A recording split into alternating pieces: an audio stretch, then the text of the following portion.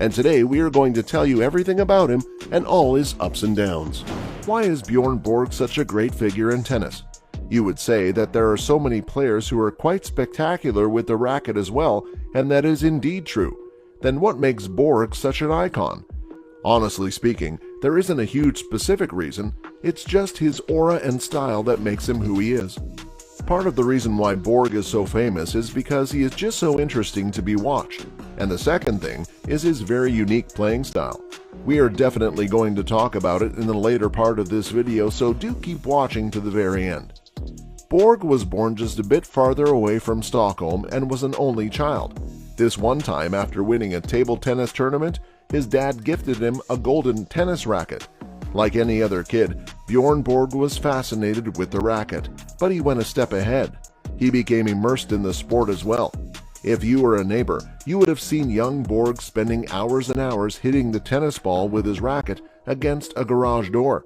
He came to the decision of pursuing tennis professionally, and seeing that his son did have a lot of passion for the game, his father supported him as well. The person that noticed him and brought Björn Borg in the world of professional tennis was tennis coach Percy Rosberg. Borg practiced regularly under him and trained very hard. The results were quite immediate. Just at the age of 11, he won his first match, and just 2 years later, he went on to win the Swedish Junior National Championships. As you could already tell by now, Borg was definitely a natural in the game. The titles just kept on coming. At the age of 15, he was the Swedish representative in the Davis Cup, and in the same year, he also got the title of the Wimbledon Junior Singles in his bag. By this time, people were noticing him. They knew that someone was out there who was quite dominant in the game, and as we all know now, they were absolutely right. Between 1978 and 1980, Björn Borg was not just dominating, he was completely undefeatable in the court. He swept the French Open and then overcame Connors in the 1978 Wimbledon with straight sets. He won his fourth French Open singles and the Wimbledon singles, which basically stamped his authority as the best tennis player in the world. His form was unstoppable, but if you thought that was all he had, you are very wrong. Like we said, he wasn't stopping anytime soon. In 1980, Borg won his first Masters and the first title in New York after beating Gerulaitis in straight sets. The French Open was now a cakewalk for him, as he got the fifth one in his career, and that too with straight sets. It seemed like even Wimbledon was now his arena. The same year, he won his fifth consecutive Wimbledon title in the men's singles finals. If you are a tennis fan, you would immediately recognize the match we're talking about. The 1980 Wimbledon men's singles final is considered to be one of the best matches ever played. The reason is simple: the electricity between the two opponents for nearly 4.5 hours. Borg was playing to get a record fifth title. On the other hand, McEnroe was there as his first ever Wimbledon appearance. As you can understand, both of them were there to make a mark, and the intensity of both the players was evident in the game.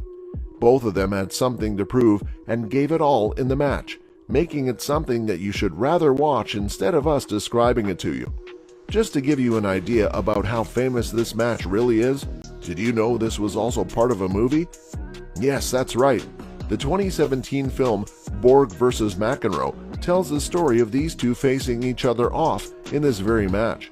You can also get a glimpse of Leo, who played young Borg in the movie and is Borg's son in reality. Although Borg did win the title, McEnroe got his revenge the next time when he stopped Borg from winning his straight sixth Wimbledon.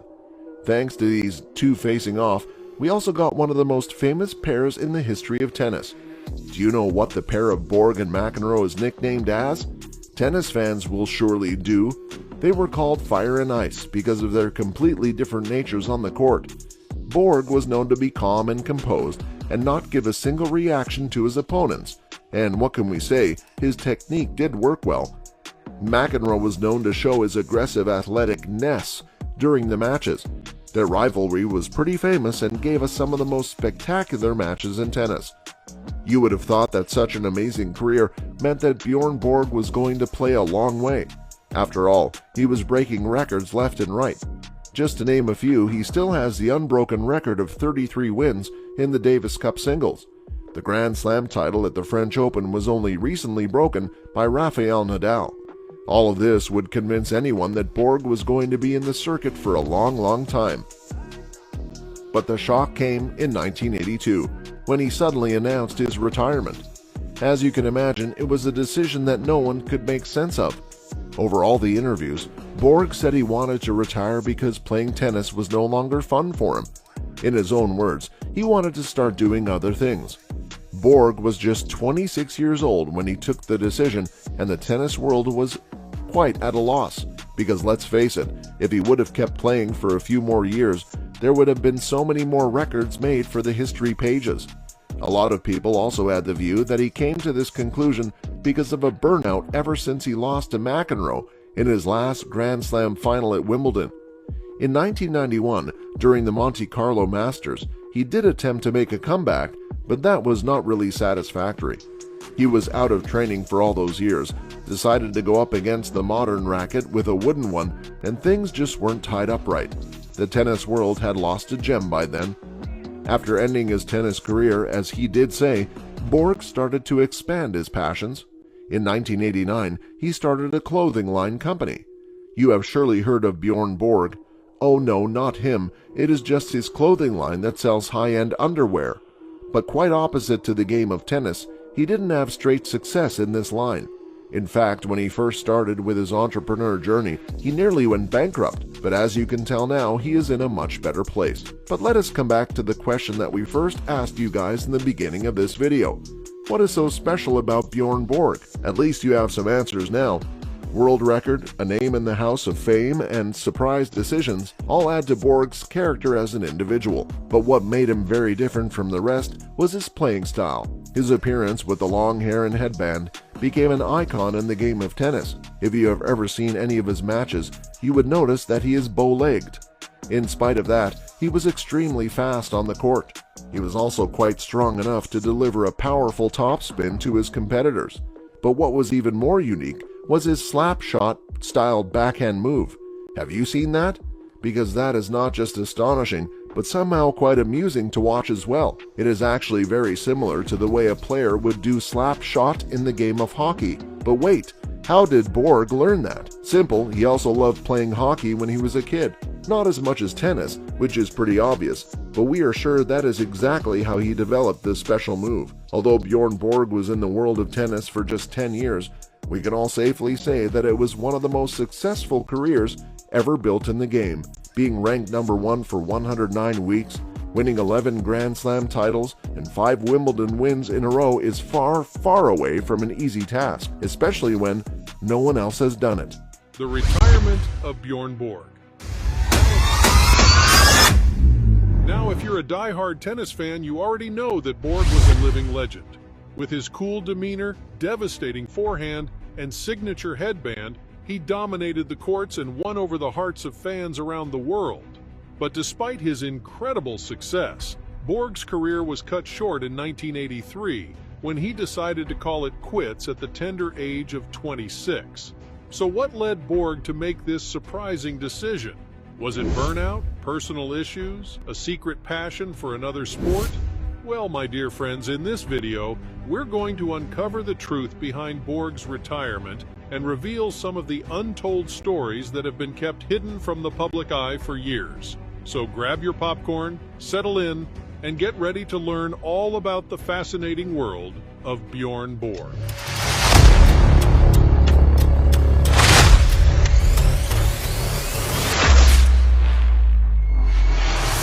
Early life and career. Björn Borg was born in 1956 in Sweden, a country that would later become synonymous with his name. His love for tennis started at a young age, as he spent countless hours hitting balls against the walls of his family's garage. He quickly gained recognition for his raw talent, and by the age of 16, he was already competing at the highest levels of the sport.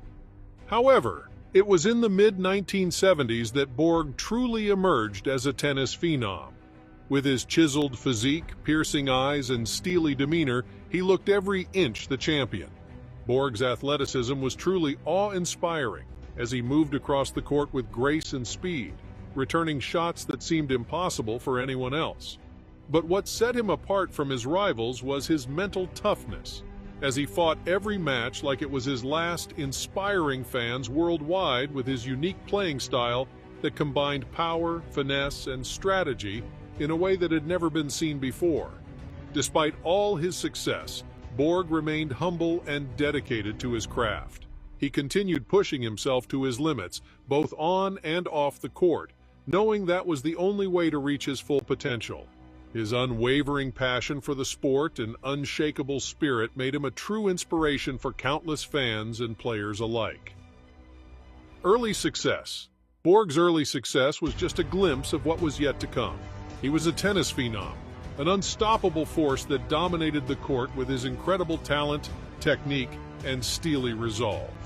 After his first Grand Slam title at the French Open in 1974, the world knew that they were witnessing something truly special, but what followed was beyond anyone's wildest dreams. In the late 1970s, Borg was in his prime, and he knew it. He was a force to be reckoned with, taking on the best players in the world and beating them with ease. He won 5 consecutive Wimbledon titles from 1976 to 1980, a feat that no one had ever accomplished. The entire world was in awe of Borg's incredible athleticism and finesse, and he was quickly becoming a household name. But that was just the beginning. Borg went on to win 6 French Open titles and 2 Australian Open titles, cementing his place in tennis history as one of the greatest players of all time. He had an incredible 89.81% winning percentage, and during his prime, he was virtually unbeatable. His play style was mesmerizing, a unique combination of power and finesse that left his opponents scrambling to keep up. But perhaps what was most impressive about Borg's early success was his unshakable mental toughness. He was known for his cool demeanor under pressure, earning him the nickname the Iceman. No matter what his opponent threw at him, he remained calm and focused, never losing sight of his ultimate goal, to win. This mental fortitude was what set him apart from his peers and made him a true champion. As Borg's career continued to soar, so did his fame. He became a global icon, adored by fans around the world for his incredible talent and unique style. His iconic headband and stylish outfits became synonymous with his name, and his impact on the world of tennis was immeasurable. But despite all his success, Borg never lost sight of what was truly important: his love for the game. Personal struggles.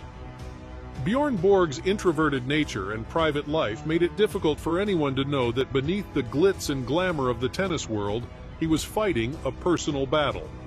The pressures of being a global icon weighed heavily on him, and the weight of his own success left him wondering if he could ever live up to the incredible standards he had set for himself. Borg was also dealing with a high-profile divorce from his first wife, Mariana Simeonescu, which added to his emotional struggles. Despite these challenges, Borg proved to be a resilient athlete who never compromised his values or his love for the game. The Wimbledon final of 1981. In 1981, Borg faced his arch-nemesis McEnroe in an epic 5-set Wimbledon final that had fans on the edge of their seats. Despite his best efforts, Borg suffered a devastating loss, leaving him emotionally and physically drained. He took a break to recover, but upon his return, he was a mere shadow of his former self. The once confident and dominant Borg struggled to regain his footing, leaving fans heartbroken.